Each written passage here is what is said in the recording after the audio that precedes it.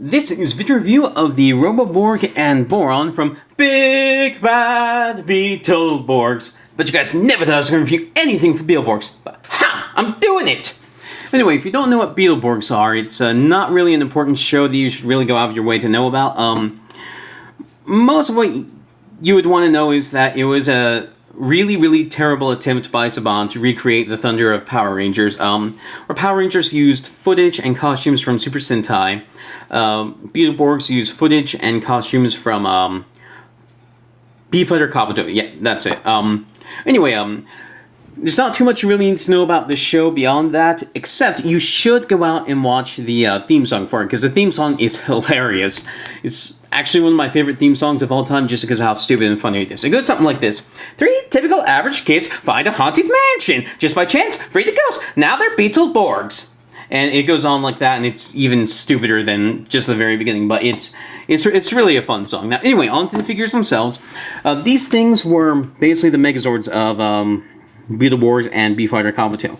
I know in Japan this thing was called Kabuterios, that thing right there, but I don't remember what this thing was called. One thing that's interesting to note is that the only way to get this character is to get the American version, which is called Boron. They never made a Japanese version of this guy, even though he appeared in the show. Weird, just little tidbit. Also, my Boron is in terrible condition. I'll show you what's happening to him, and it's really awful. But anyway, I'm going to look at the Roboborg first. This is Roboborg in his beetle mode. It's a Hercules beetle, I think. I'm not too up on beetles, but anyway. And it's basically just a block. It almost looks like it's a morpher or something, but it is supposed to be a beetle that crawls around and transforms and stuff. Now the important thing to know about this is that the American version sucks really bad. Like the Japanese version back there, I'll open the box to kind of show it to you a little bit. Like, I'm not going to actually take it out of the styrofoam or anything. I'm just going to give you a look at it. This thing is a work of art. And if I can help it, after this video, it's never going out of the box again. But this thing down here is a piece of crap. Like, you still get most of the design, you can experience the design, but the quality on it is bad, and for several reasons. One, the legs down here are this rubbery plastic, whereas on the original, they were just solid plastic. Two, on the American version, the legs just plug in, so you almost never find an American version with all of its legs, unless you get it like a mint and sealed box or something, because they just fall off so easily. On the Japanese version, they were screwed in. And this means that because this guy has so much metal, and these little rivet-looking pieces are not actually metal, even though they look like they are, it means that if you put him down, these things cannot support his weight. So he just sort of bloops forward. So yeah, not a really great toy on its own, but I do generally like the design, so I went out and bought that guy. Anyway, to transform this guy, it's pretty simple, but pretty cool. It reminds me of some of the really old Japanese cartoons. Like, I can't remember its name. I have it on the tip of my tongue, but it was a really round, tubular guy that had a very tubular legs, and he had a cone for a nose. I know that's a very vague description of early Japanese giant robot series, and I know it describes quite a few, but you'll see what I mean about how this guy is vaguely similar to that. So anyway, to start this off, you'll open the sides here like this, you'll pull out the legs, bring these in, telescope the legs down, and then you'll bring the foot forward. And it's kind of hard to do because there isn't really a good finger hold. Like, there's almost one right there, but not really. Take it to the other side, pop it out, telescope it down.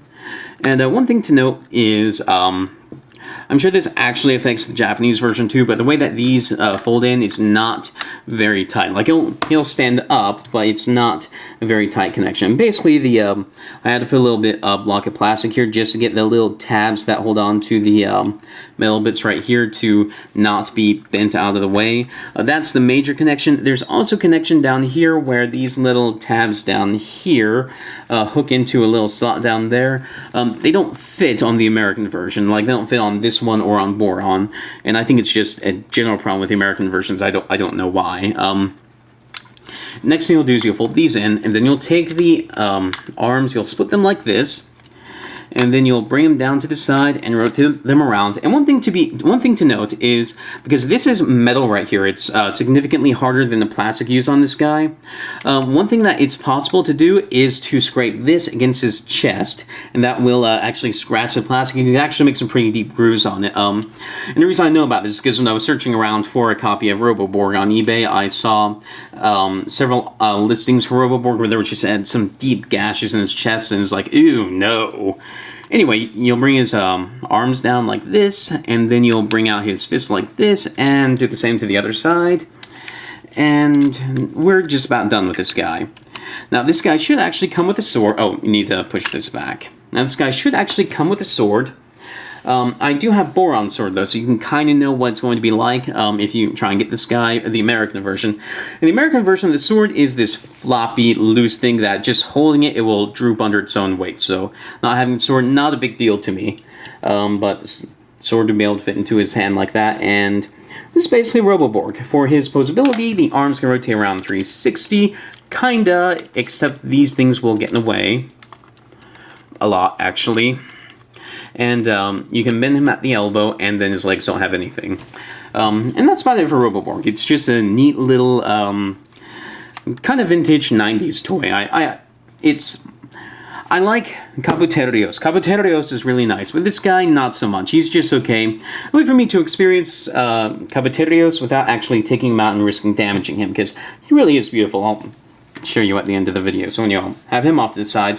And here's Boron. Now, Boron is one of the reasons why I think it's probably not really a good idea to try and go for the American versions, because this guy has the same metal content as the Roboborg, but if you look here, if I can get it to focus, there are cracks going all throughout the metal on this this piece right here.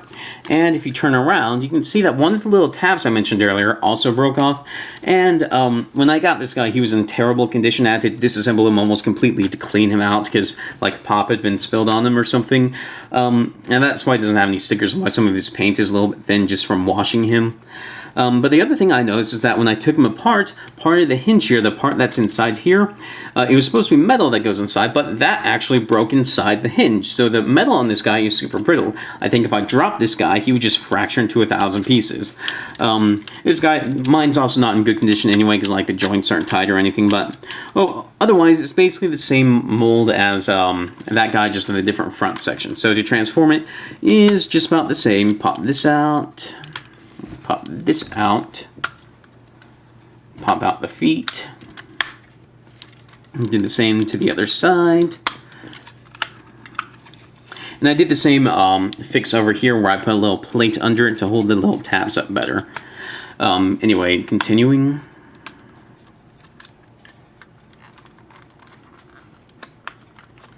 Those are his legs done. And one problem you can kind of see is that one shell comes up a little bit higher than the other. It's a shell that has all the damage on it. And I'm not sure what's going on there, but that also actually prevents this one from holding together quite as well as it should.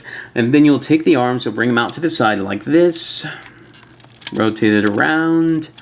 Bring the arms down like this. And you expose the hand by turning that around. Do the same to the other side. This guy's joints are actually a lot tighter than on Roboborg's, and he would actually be my preferred one of the two if he were not so brittle, I think. Because maybe it's just one piece of shell, but if that shell does end up breaking, then the toy's ruined anyway. So I need to fold this up, and here is Boron. Actually, the only joint that's not as tight as on Roboborg is this one right here. This one's fine-ish. Anyway, this is Boron here, and because of the way that this shell is a little bit higher than the other one, also the legs don't quite match up down here. One's higher than the other one, so again, quality control on the American versions of these guys are not very great.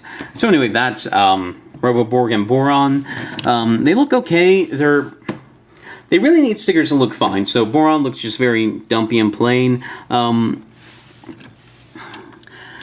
Sometimes this guy looks really badass to me. Sometimes he just looks like a fat ass to me because of the way his belly works. It just depends on the way I'm feeling, the way I'm looking at him. And it seems kind of true for the guy back here, but the guy back there at least has a lot of quality put into him. So I'm going to show you Kabuterios back there. I'm going to do it kind of quickly just because I don't want to make a huge mess or go into a lot of detail with him, because I showed you basically all you need to know about this figure. But anyway, here's the box. Nice styrofoam. Open it up. Here's the pristine sticker sheet. And then I take this out. You get these little coin bits here for, I think, the roleplay weapons. And then look at this guy. The shine on him is immaculate. He is nice, cold metal. These things are solid plastic, all screwed in, all the legs, and he just looks beautiful. He is a beautiful figure. I really like this guy. And I was going back into the box. Thank you for watching. And yeah, you can see his sword back there. Anyway, I review Power Rangers, Digimon, Transformers, some Beetleborg stuff occasionally, not very often, and just a lot of stuff like that. If any of that sounds interesting, thank you for watching, and yeah, have a nice day.